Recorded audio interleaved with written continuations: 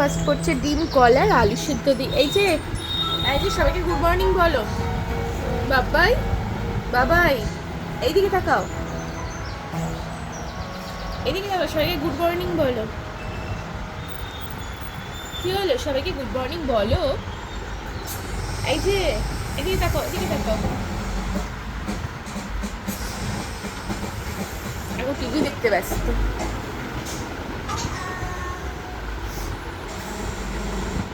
এই যে সবাইকে গুড মর্নিং বলো। কি হচ্ছে এগুলো?